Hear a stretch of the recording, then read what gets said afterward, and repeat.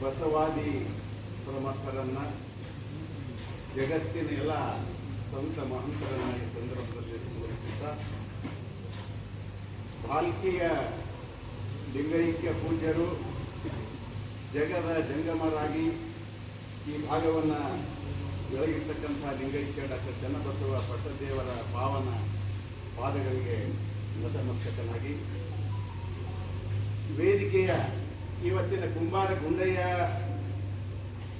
ಗುಂಡಯ್ಯನವರ ಜಯಂತ್ಯೋತ್ಸವ ಈ ಒಂದು ಕಾರ್ಯಕ್ರಮದ ದಿವ್ಯ ಸಾನ್ನಿಧ್ಯವನ್ನು ವಹಿಸಿಕೊಂಡಿರುವಂತಹ ಪರಮ ಪೂಜ್ಯ ಶ್ರೀ ಡಾಕ್ಟರ್ ನಾಡೋಜ ಬಸವಲಿಂಗ ಪಟ್ಟದೇವರ ಪಾವನ ಪಾದಕ್ಕೆ ಹಣೆ ಮಣಿದು ಅನುಪಸ್ಥಿತಿಯಲ್ಲಿ ನೇತೃತ್ವ ವಹಿಸಬೇಕಾಗಿತ್ತು. ಪೂಜ್ಯರು ಅನ್ಯ ಕಾರ್ಯನಿಮಿತ್ತ ಬರಲಿಕ್ಕಾಗಲಿಲ್ಲ.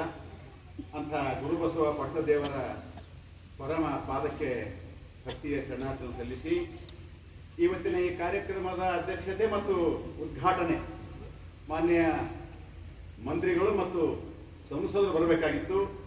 ಅವರು ಬೇರೆ ಕಡೆಗೆ ಇಲ್ಲಿ ಉಪಸ್ಥಿತ ಇಲ್ಲದಕ್ಕಾಗಿ ಅವರು ಬರಲಿಲ್ಲ.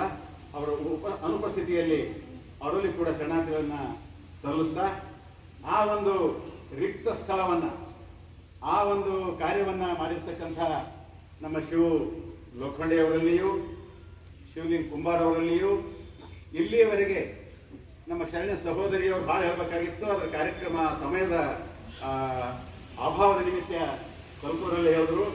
ಶೈಲಜಾ ತಾಯಿಯವರಲ್ಲಿಯೂ, ನಮ್ಮ ವೀರಣ್ಣ ಕುಂಬಾರ ಸುಮ್ಮನಿಕೆಯವರು ಅವ್ರು ಭಾಳ ಹೇಳಿದ್ರು. ಒಂದು ತಾಸು ಹೇಳ್ತಾರೆ.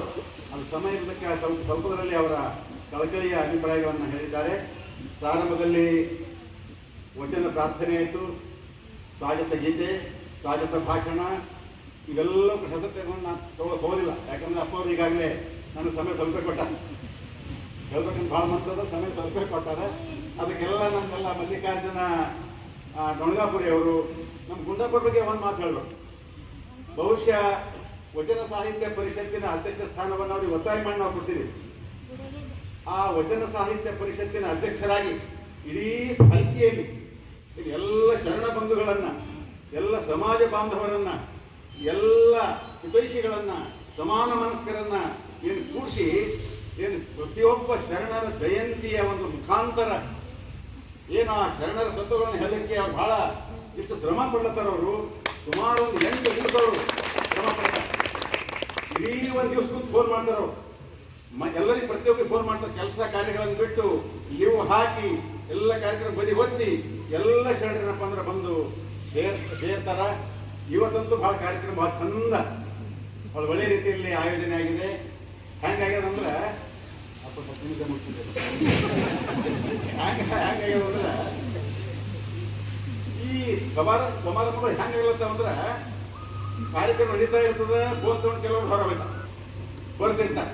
ಹೆಣ್ಮಕ್ಳು ತಮ್ಮ ಮಾತಾಡ್ತಿರ್ತಾರೆ. ಈಗ ಹಿಂಗೆ ಒಬ್ರು ಮಾತಾಡೋಮನ್ನಂದ್ರಂತ, ಏ ತಾಯಂದ್ರೆ ಸ್ವಲ್ಪ ಸುಮ್ಮನೆ ಕೊಡ್ರಿ ಅವ ಆಗವ್ರಂದ್ರಂತ, ಯಪ್ಪ ನಿನ್ಗ ನಮಗಂತ ಇಂಥ ಕಾರ್ಯಕ್ರಮಗಳೆಲ್ಲ ಆಗ್ಲತ್ತವ. ಆದ್ರೆ ನಮ್ಮ ಗುಂಡಪ್ಪ ಸಂಗಮಕರ್ ಅವರ ಕಾರ್ಯಕ್ರಮಕ್ಕೆ ಇವತ್ತ ಪೂಜ್ಯ ಸನ್ನಿಧಾನದಲ್ಲಿ ಪೂಜ್ಯರು ಇವತ್ತೇ ಬಹುಶಃ ಈ ಕಾರ್ಯಕ್ರಮ ಉದ್ಘಾಟನೆ ಬಂದರು, ಇವತ್ತೇ ಬಂದರು. ಭಾಳ ಚಂದ ಕಾರ್ಯಕ್ರಮ ನಡೀತಾ ಇದೆ. ಹೀಗೆ ನಡೀಲಿ. ಶರಣರ ತತ್ವಾದರ್ಶಗಳು, ಅವರ ಮೌಲ್ಯಗಳು, ಅವರ ವಿಚಾರಗಳು, ಅವ್ರಿಗೆಲ್ಲ ವಿಚಾರ ನಮ್ಮ ಜನಮನಕ್ಕೆ ಮುಟ್ಲಿ ಅನ್ನುವಂಥ ಒಂದು ಕಳಕಳಿಯಿಂದ ನಮ್ಮ ಜಯಂತ್ ಕುಮಾರ್ ಅವ್ರಿಗಳನ್ನ ಹೇಳಬೇಕಾಗಿತ್ತು. ಎಷ್ಟು ಪಾಪ ಇಂಥ ವಯಸ್ಸಿನ ಎಷ್ಟು ಕಷ್ಟಪಡ್ತಾರಂದ್ರೆ ಅವರು ಕುಂಬಾರ ಸಮಾಜದಲ್ಲಿ ಪ್ರತಿಯೊಂದು ತಿಂಗಳು ಒಂದು ಕಾರ್ಯಕ್ರಮ ಆಯೋಜನೆ ಮಾಡ್ತಾರೆ. ಆ ಎಲ್ಲ ಮನೆಯವರು, ಅವ್ರ ಮನೆ ಸಣ್ಣದಿರ್ಬೋದು, ಮನಸ್ಸು ಭಾಳ ದೊಡ್ಡದ, ನಮಗೆಲ್ಲ ಕರೆದು ನಮಗೆಲ್ಲ ಕಾರ್ಯಕ್ರಮ ಆಯೋಜನೆ ಮಾಡಿ ಪ್ರಸಾದ ಬ್ಯಾಡ ಅಂದ್ರೆ ಪ್ರಸಾದ ಮಾಡ್ತಾರೆ. ಅವರೇ ಬ್ಯಾಡ್ರಿ ನಾವು ಮನೆಯಾಗ ಊಟ ಮಾಡ್ತೀವಿ, ಇಲ್ಲ ಸರ್ ನೀವು ಸ್ವಲ್ಪ ಆಕೆ ಚಾರ ಕೊಂಡು ಹೋಗಿ ಚಾ ಕುಡಿಸಿ ಕಳ್ಸ್ಕೊಡ್ತಾರೆ. ಇವೆಲ್ಲ ಕಾರ್ಯಕ್ರಮ ಭಾಳ ಚಂದ ನಡೆದವ. ಅದಕ್ಕೆ ಕುಂಬಾರ ಗುಂಡಯ್ಯನವ್ರ ಬಗ್ಗೆ ನಾನು ಏನು ಹೇಳೋದಿಲ್ಲ. ಒಂದು ಕಳಕಳಿ ಗುಂಡಪ್ಪ ಹೇಳ್ಯಾರ. ಆ ಕೋರಿ ಸ್ವಲ್ಪ ಈಗಾಗಲೇ ನಮ್ಮ ಮೇಡಮ್ ಅವರೆಲ್ಲರೂ ಅವರ ಗಮನಕ್ಕೆ ತಂದಾರ. ಕುಂಬಾರ ಗುಂಡಯ್ಯನವರ ಸ್ಮಾರಕ ಭವನದಲ್ಲಿ ಆಗ್ಬೇಕನ್ನುವಂಥ ಕಳಕಳಿ ಎಲ್ಲರೂ ಅದ. ಅದೇ ಒಂದು ಇಟ್ಕೊಂಡು ಈ ಕಾರ್ಯಕ್ರಮ ಇಲ್ಲಿ ಆಯೋಜನೆ ಇವತ್ತಿಲ್ಲಿ ಬೃಹತ್ ಪ್ರಮಾಣದಲ್ಲಿ ಮಾಡಿದ್ದೀವಿ. ಈ ಶರಣದ ಒಂದು ಮಾತು ಹೇಳಿ ನಾನು ಮಾತು ಮುಗಿಸ್ತೀನಿ. ಯಾರು ದಯವಿಟ್ಟು ಕಷ್ಟ ಪಡ್ಕೋಬೇಡ್ರಿ, ಯಾರು ಮನಸ್ಸಿನಾಗ ಬೈಬೇಡ್ರಿ. ಒಂದು ಮಾತು ಏನು ಅಂತಂದ್ರೆ, ಶರಣರು ಮಾಡಿದ್ರು ಕುಂಬಾರ ಗುಂಡೇನವ್ರ ಕೆಲಸ 3 ಮಹತ್ವದ ಕೆಲಸ ಈ ಗುಂಡೇನವ್ರಿಂದ ನಾವು ತಿಳ್ಕೋಬೇಕು. ಏನು ಅಂದ್ರೆ, ಒಂದನೇದ್ದು ಕಾಯಕ. ಕಾಯಕ ಅಂದ್ರೆ ಏನರ್ಥ? ಮನಸ್ಸಿಟ್ಟು ಪ್ರೀತಿಯಿಂದ ಭಕ್ತಿಯಿಂದ ನಿಷ್ಠೆಯಿಂದ ತಲ್ಲೀನರಾಗಿ ಎಲ್ಲವನ್ನ ಮತ್ತೆ ಕೆಲಸ ಮಾಡ್ತಾರಲ್ಲ, ಆ ಕೆಲಸವನ್ನ ಪ್ರೀತಿ ಮಾಡ್ತಕ್ಕಂಥದ್ದು ಕಾಯಕ ಅಂತ ಹೇಳಿ ಅದಕ್ಕೆ ಕರೀತಾರ. ಆ ಕಾಯಕ ಹ್ಯಾಂಗ ಮಾಡಬೇಕು ಅಂದ್ರೆ ಶರಣರು ಅಷ್ಟು ಗಂಡ ಹೆಂಡತಿ ಸತಿಪತಿಗಳ ಪ್ರೀತಿಯನ್ನು ಮಾಡಿದ್ದಕ್ಕಾಗಿಯೇ ಆ ಶರಣರು ಕಾರ್ಯ ಮಾಡ್ಲಿಕ್ಕೆ ಸಾಧ್ಯ ಆಯಿತು. ಇವತ್ತು ಏನಾಗ್ಯದ ಅಂತಂದ್ರೆ, ಇವತ್ತು ಕಾಯಕಂದ್ರೆ ಹೆಂಗಾಗ್ಯಾವಂದ್ರೆ ಇವತ್ತು ಭವಿಷ್ಯ ಹೀಗೆ ಒಬ್ಬರು ದವಾಖಾನೆಗೆ ಹೋಗಿರಂತ, 2 ಮಂದಿನ ಹಲ್ಲು ಬಿದ್ದು ದವಾಖಾನೆ ಹೋಗಿರಂತ. ಆ ದವಾಖಾನೆ ಡಾಕ್ಟರ್ ಕೇಳಿದ್ರಂತ, ಯಾಕ್ರಿ ಹಲ್ಲು ಬಿದ್ದಾವ, ಯಾಕೆ ಹಲ್ಲು ಬಿದ್ದಾವ? ಡಾಕ್ಟರ್ ಸರ್ ಸುಮ್ಮನೆ ದುರಸ್ತಿ ಮಾಡ್ರಿ, ಅದೇನು ಕೇಳಕ್ ಹೋಗ್ಬೇಡ್ರಿ. ಇಲ್ಲ ಸರ್ ಹೇಳಕ್ರೆ ಹೇಳಿ ಅವಂದ್ರಂತ, ನಾನು ಹೆಂಡತಿ ಕೊಬ್ಬರಿ ಉಂಡಿ ಮಾಡಿರಿ, ಆ ಕೊಬ್ಬರಿ ಉಂಡಿ ತಿಂದ ಹಲ್ಲು ಮುರಿದವ್ರಿ ಅಂತ ಹೇಳಿದ್ರಂತ. ಆಗ ಅವ್ರಂತ ಮತ್ತೆಲ್ಲ ಯಾಕೆ ಹೋಗಿರಿ, ಇಬ್ಬರು ವರ್ಷವಲ್ಲ ಹಲ್ಲು ಬಿಡ್ತೀವಿ ಯಾಕೆ ಹಲ್ಲು. ಅದಕ್ಕೆ ಈ ರೀತಿ ಕಾಯಕ ಏನಪ್ಪ ಅಂದ್ರೆ, ನಾವು ಕಾಯಕ ಮನಸ್ಸಿಟ್ಟು ಮಾಡಲಾರ್ದಕ್ಕೆ ಇವೆಲ್ಲ ಹಂಗಾಗ್ತವ. ನಾವು ಗಂಡು ಮಕ್ಕಳಾಗ್ಲಿ ಹೆಣ್ಮಕ್ಕಳಾಗ್ಲಿ ಬಹಳ ಪ್ರೀತಿಯಿಂದ ಪ್ರೇಮದಿಂದ ಬಹಳ ಭಕ್ತಿಯಿಂದ ಕೆಲಸ ಮಾಡ್ಬೇಕಾಗ್ತದ. ಅಂಥ ಒಂದು ಕಾಯಕ ನಮ್ಮ ಶರಣರು ಮಾಡಿದ್ರು, ಕಾಯಕವನ್ನು ಪ್ರೀತಿ ಮಾಡ್ತಿದ್ರು. ಅಂತೆ ಒಂದು ಮಾತು ಗಮನ ಇಟ್ಕೊಳ್ಬೇಕು.